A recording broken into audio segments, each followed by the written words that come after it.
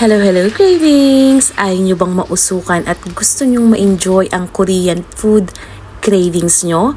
Ito ang subukan nyo, ang napakasarap at siguradong mai-enjoy nyo na pork bulgogi. Kailangan natin dito ng carrot at kailangan din natin dito ng puting sibuyas. Ang gagamitin ko lang sa carrots ay kalahati lamang kasi medyo malaki. Pero ang sibuyas po natin ay yung malaking sibuyas na puti.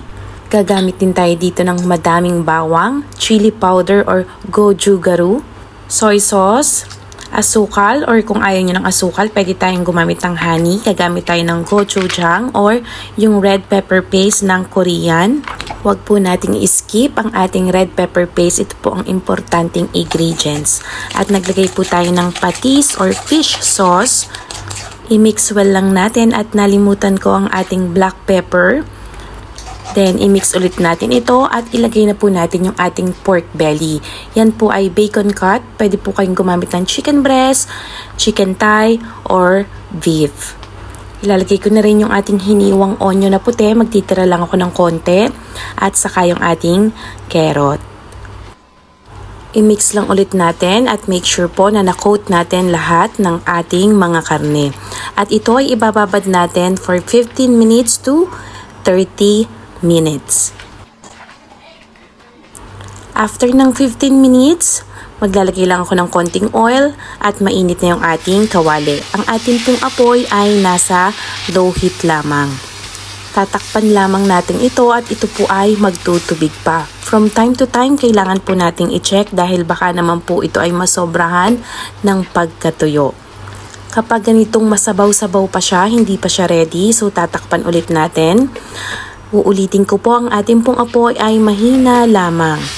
Mabilis lang din kasing maluto yung ating pork dahil ito po ay maninipis. Huwag natin kalilimutan tikman, pwede nyo pong dagdagan ng patis or ng asukal. At dahil okay na yung ating karne, nilagay na rin natin yung ating natirang gulay. At alam nyo ba ang amoy ng aking kusina? Para tayong nasa Samji Korean grill. At para mas bumango at mas sumarap pa, maglalagay tayo dito ng sesame oil.